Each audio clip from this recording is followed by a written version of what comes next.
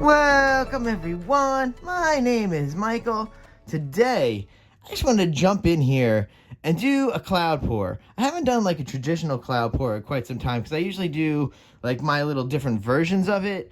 And I wanted to test out just a slightly different version of the cloud pour mix.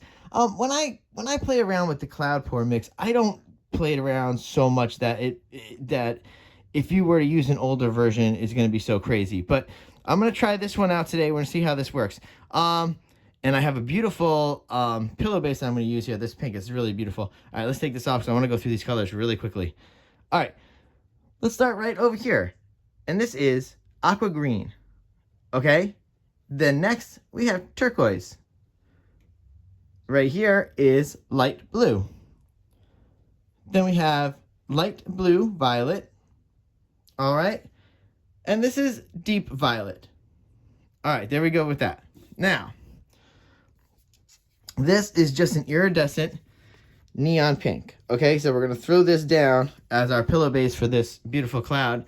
And let me go through this really fast because I want to bring it up on the screen here, what this is. And this pillow base is actually this. It's easy. It's my pouring medium. And the pouring medium right here that I'm using is the 60-40. So it's 70% of my 60-40 pouring medium.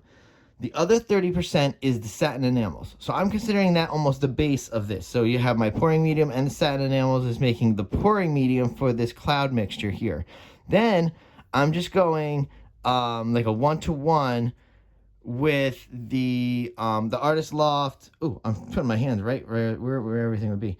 I'm going 1-to-1 with the Artist Loft level 1 and the Liquitex titanium white. Okay, so that's it. That's the cloud mix that I'm using today. Very, very easy. There's not a lot of pieces in that cloud mix. All right, let's put that over here because really, I want to get ready to do this. We're going to go and we're going to layer that cup, go into some nice music, guys. And you know what? I will see you on the other side. Let's go.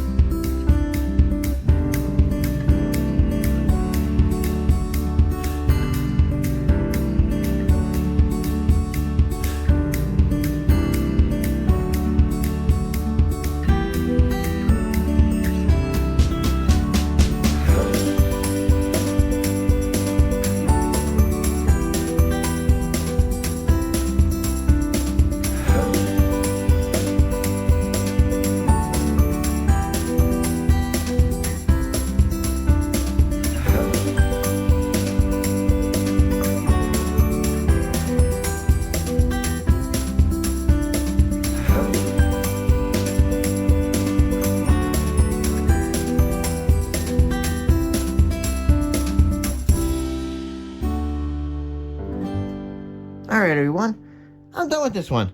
That was crazy. Now remember, I try to put as little white as possible. You can see how it just takes over. With the satin enamels in there, it just takes over. If you could, when you eliminate the satin enamels, it doesn't take over as much. It still does, but the satin enamels really does it. So now we just gotta be careful with the cracking. Okay. All right. Let's put this over. Let's put this over here because we gotta put down this base. All right, guys. Whew. All right.